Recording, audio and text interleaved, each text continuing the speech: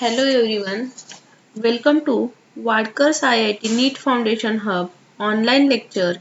In this session, we will continue with questions on atomic structure from Pearson Chemistry Class 8. In the first 8 videos, we discussed questions from classroom wing. Now in this video, we will discuss questions from competition wing, that is question number 9 to 19. Questions from competition wing, and question is fill in the blanks. Question number 9 is protons and neutrons together corresponds to dash. Protons and neutrons together corresponds to dash. Protons and neutrons are atomic particles. Proton आणि हे neutron हे ॲटमचे particle आहेत. Protons and neutrons are atomic particles.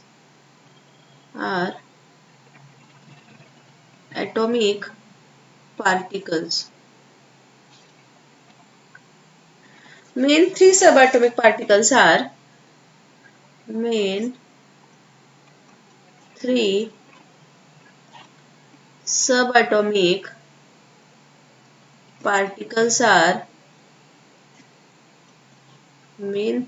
subatomic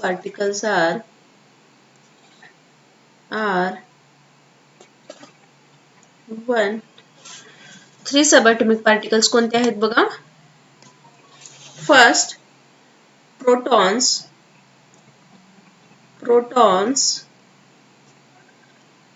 which having negative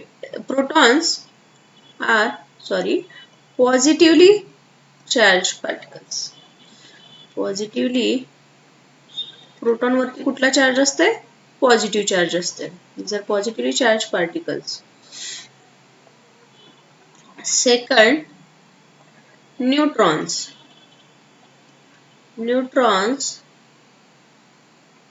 which is neutral. याच्यावरती कुठला charge नसतोय, ते काय असतात? न्यूट्रल असतात. And third one is electrons आणि ते कसे असतात? निगेटिव्हली चार्ज पार्टिकल असतात. निगेटिव्हली चार्ज पार्टिकल आहेत, यावरती निगेटिव्ह चार्ज असतोय. आणि प्रोटॉन आणि न्यूट्रॉन हे न्यूक्लियस मध्ये असतात. Present inside nucleus.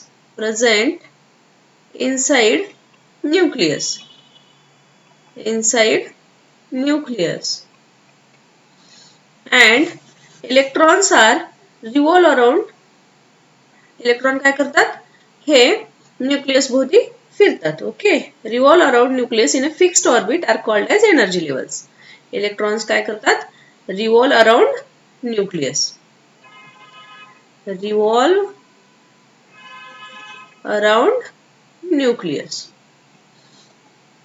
Nucleus in a fixed orbit are called as energy level around nucleus. Okay, and what is our question? Proton and neutrons, प्रोटॉनला आणि न्यूट्रॉन्सला टुगेदर corresponds to, कशाला correspond करते पहा? Mass number. What corresponds to? Mass number. Mass नंबरची definition आपल्याला माहित आहे. Total number of protons and neutrons present in the nucleus of an atom is called as mass number. Got this question? The next one is question number 10. Rutherford's theory proposed the concept of dash. Rutherford's theory proposed the concept of dash. रुदरफोर्डची theory कोणता concept propose केलेली आहे पहा. Which one? Concept of nucleus.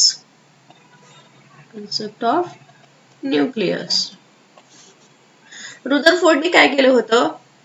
Thin gold foil घेतली, त्यावरती alpha raise बंबार्ड केले आणि conclusion काढलेले आहेत. The most of the alpha particle pass straight through the foil. This indicates the atoms are mostly empty space. काही जास्तीत जास्त पार्टिकल काय होत होते, त्या ॲटम मधून स्ट्रेटली पास होत होते, म्हणजेच तिथं काय आहे, एम्प्टी स्पेस आहे सांगितलं. A tiny fraction of alpha particles were deflected at a large angle. काही पार्टिकल काय होत होते, लार्ज अँगलने डिफ्लेक्ट होत होते.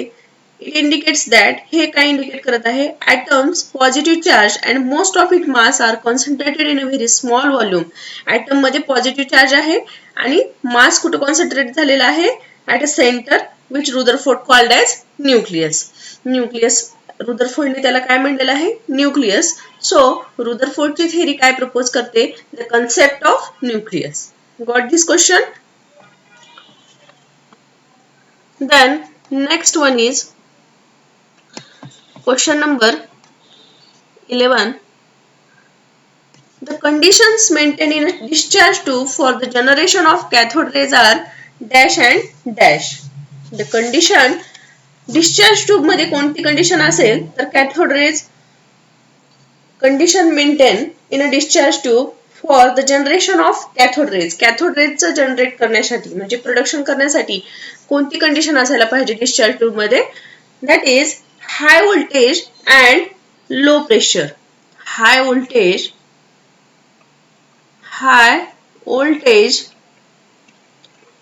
अँड लो प्रेशर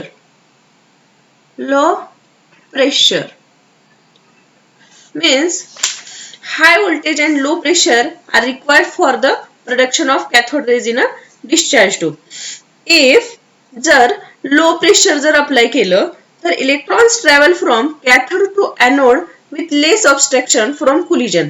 इलेक्ट्रॉन जे कॅथोड कडून एनोड कडे जाणार आहेत त्याचं काय होईल, कमी प्रमाणात कोलिजन होईल, म्हणजे ते एकमेकावरती कोलाइड होणार नाहीत.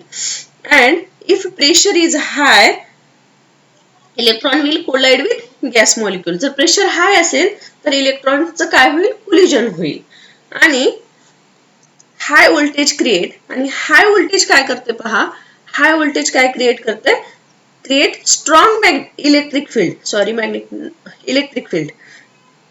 हाय व्होल्टेज काय करते, स्ट्रॉंग इलेक्ट्रिक फील्ड क्रिएट करते आणि accelerate the electron emitted from the cathode, आणि त्या इलेक्ट्रॉनची वेग वाढवतोय.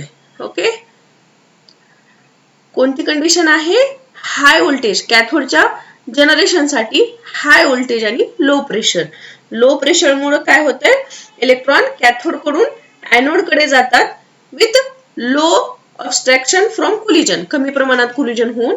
आणि हाय व्होल्टेज मुळे काय होते पहा, इलेक्ट्रॉन हाय व्होल्टेज मुळे स्ट्रॉंग इलेक्ट्रिक फील्ड क्रिएट होते आणि ऍक्सलरेट्स द इलेक्ट्रॉन, आणि इलेक्ट्रॉनला गती भेटून काय होते, इमिटेड फ्रॉम द कॅथोड, इलेक्ट्रॉनला गती भेटते. Okay, what this question, question number 11. Then question number 12 is, according to Rutherford, electrons revolve in around the nucleus in a circular orbit. In a circular orbit. Circular orbit. Sorry, circular orbit.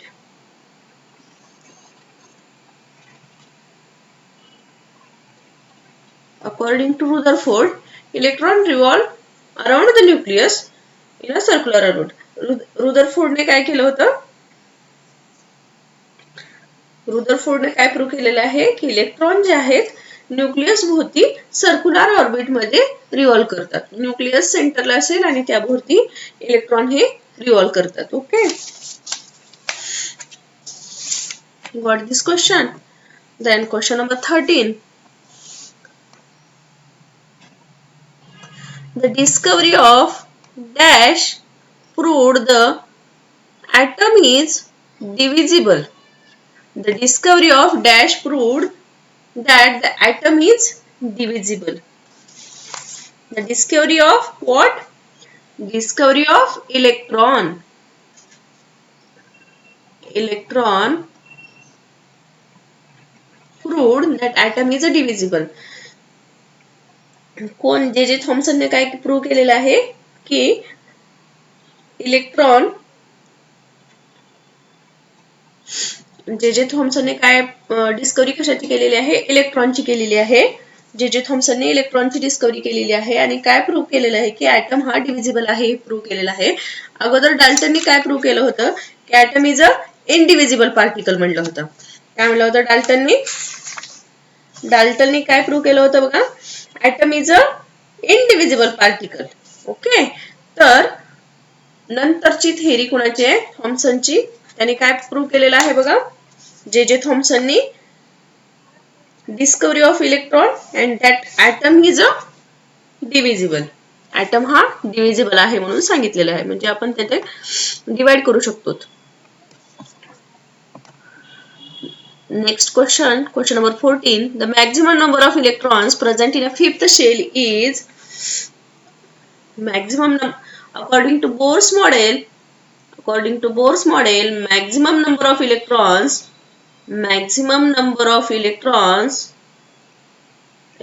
present in any shell, maximum number of electrons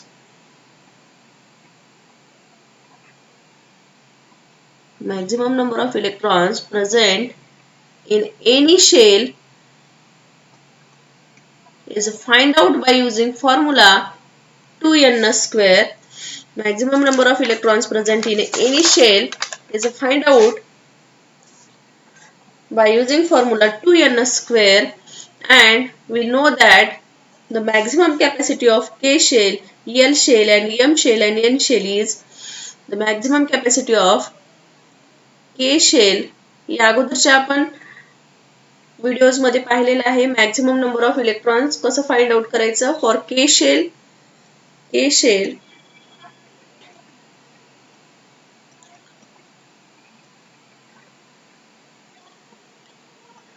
shell.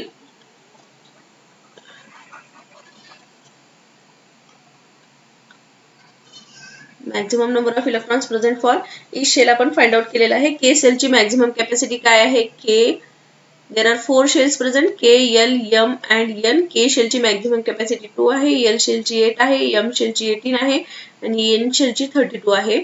For this maximum number of electrons present in a fifth shell काढायचा असेल तर आपल्याला formula use करायचा आहे 2n square, where n is a shell number and given shell number is n value is 5, fifth shell. Okay, therefore put the value of 5 in this formula 2n square, which is equals to 50. Okay,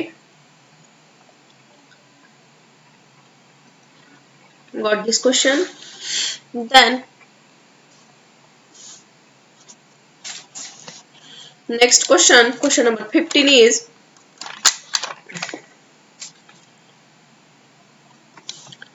question number 15.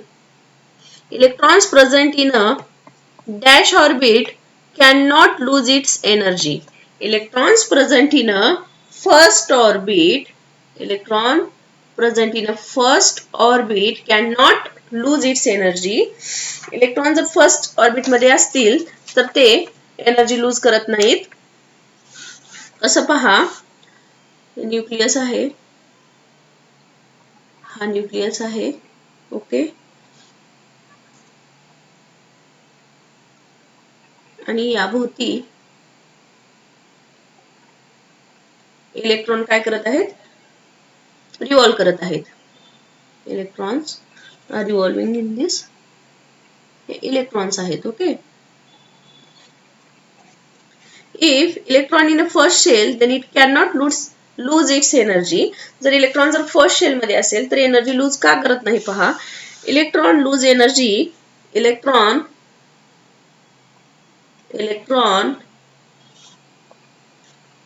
Energy कधी energy lose करते बघा, energy when it jumps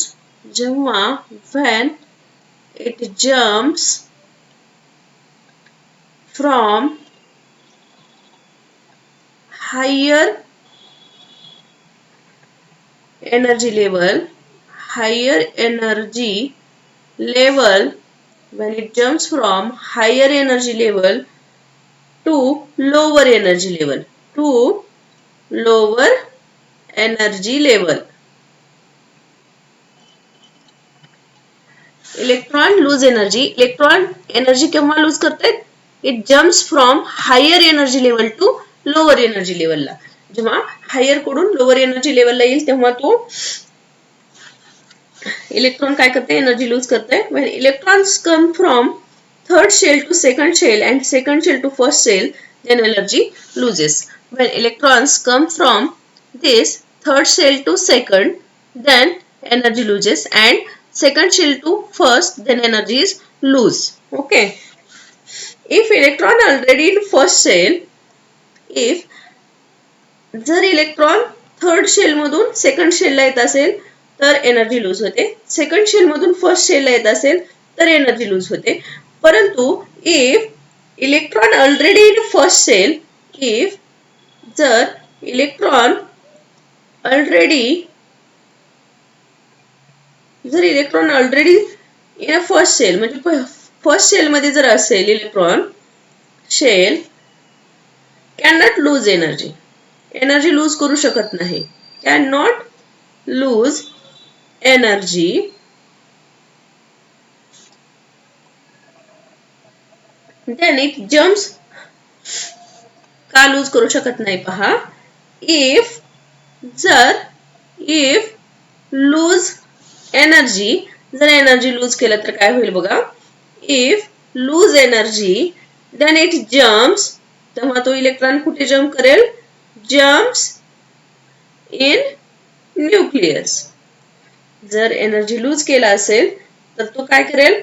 jumps in a nucleus. Nucleus मध्ये jump करेल and collapse the nucleus.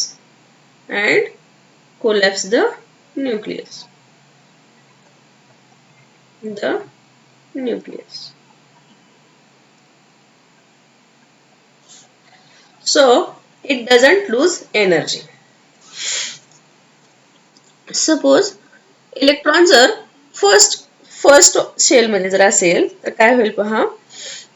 First shell मध्ये असेल तर energy जर loose केले तर तो कशामध्ये जाईल? न्यूक्लियस मध्ये जाईल आणि न्यूक्लियसला कोलॅप्स करेल. त्याच्यामुळं इलेक्ट्रॉन जर फर्स्ट शेल मध्ये असेल, फर्स्ट ऑर्बिट मध्ये असेल तर एनर्जी लूज करत नाही. Okay, got this question? The next one is question number 16. The fundamental particle present in anode rays produced by 1H1 is dash. Fundamental particle present in anode rays produced by 1H1 is dash. The fundamental particles are proton, neutron and electrons. Fundamental particles are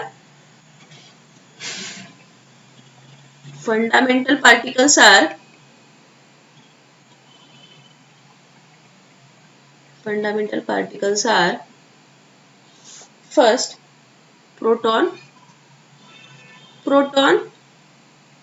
which have positive charge, positively charge आहे. Proton वरती positive charge असतोय. Second neutrons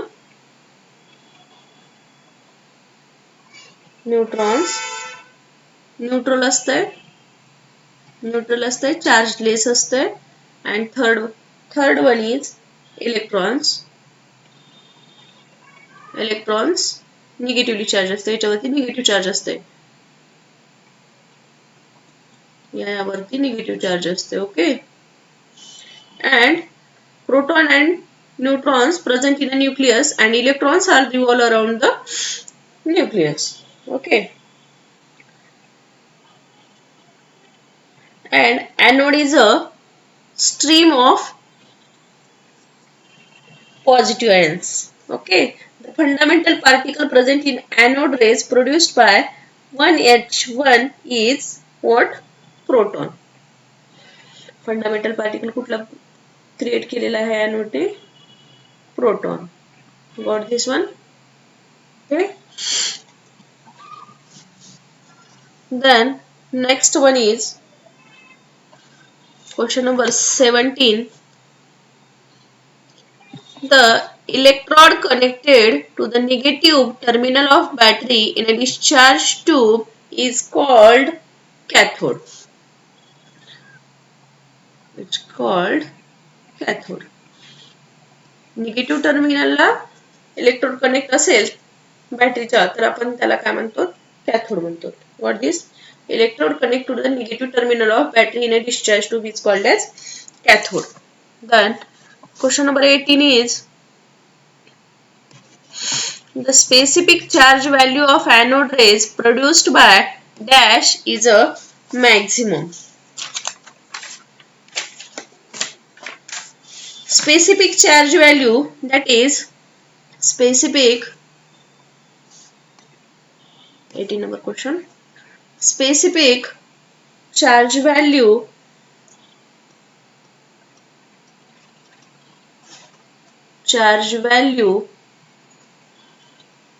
specific charge value, that is E by m mass, E by m, that is charge by mass. हायड्रोजनचे मास जे आहे ते कमी आहे. हायड्रोजनचं मास जे आहे ते कमी आहे.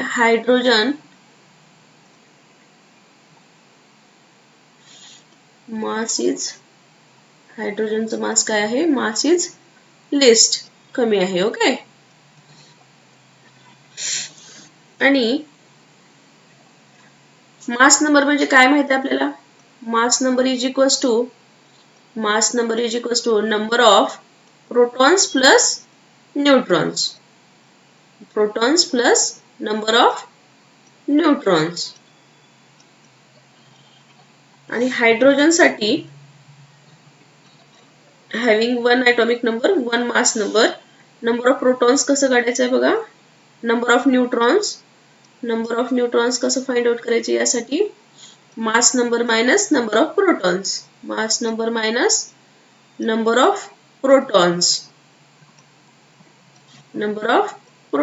mass number काय आहे 1 आहे. protons किती आहेत atomic number means number of protons. number of neutrons किती आले 0 आले. हायड्रोजन साठी in hydrogen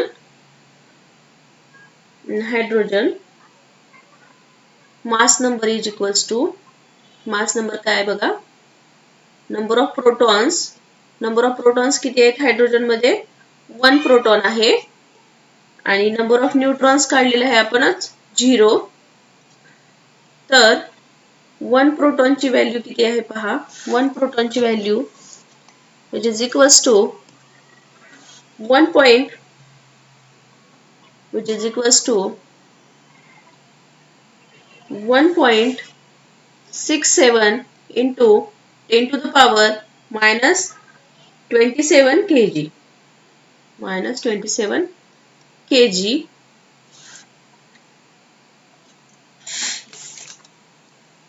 If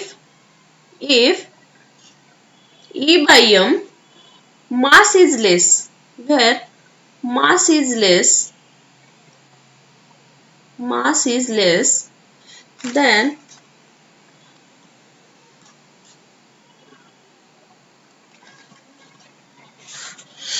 मास जर कमी असेल तर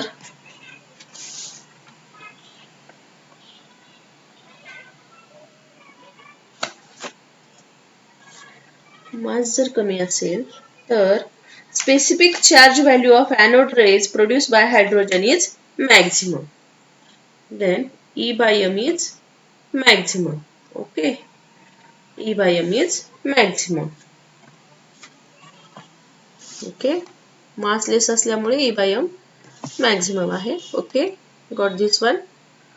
If specific charge of anode rays produced by hydrogen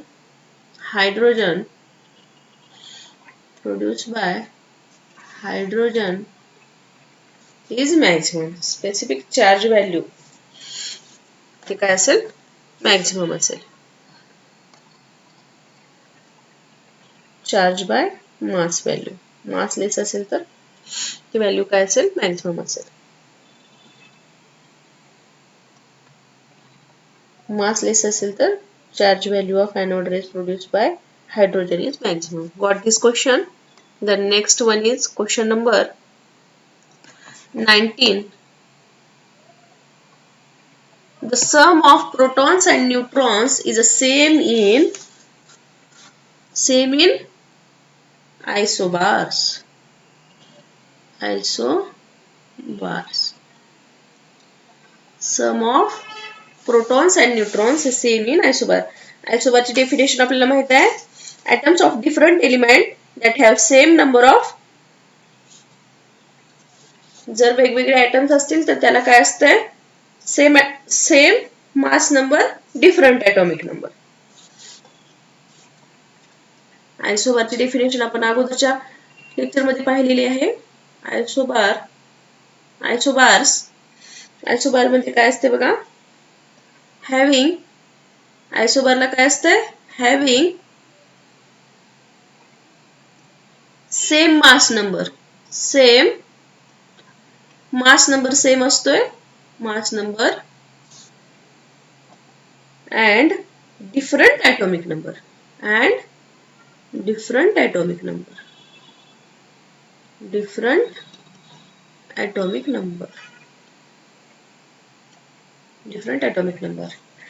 Different element having same mass number, different atomic number. Example, आपण अगोदरचे एक्झाम्पल पाहिलेले आहेत. कॅल्शियम आणि ऑर्गॉनचं एक्झाम्पल पाहिलेलं होतं.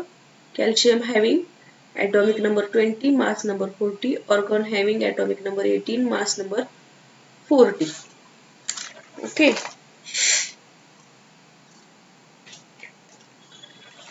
Isobar म्हणजे काय कळलं? The sum of protons and neutrons is the same in isobar. Proton आणि न्यूट्रॉन्सलाच आपण कलेक्टिव्हली काय म्हणतो? मास नंबर म्हणतो. आणि मास नंबर कशामध्ये सेम असतोय? आयसोबार मध्ये सेम असतोय. Got this question? Isobar means what? कळलं सगळ्यांना?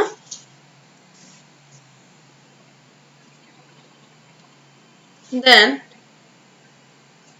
यानंतरचे क्वेश्चन्स आपण आपल्या नेक्स्ट व्हिडिओ मध्ये पाहू. Thank you.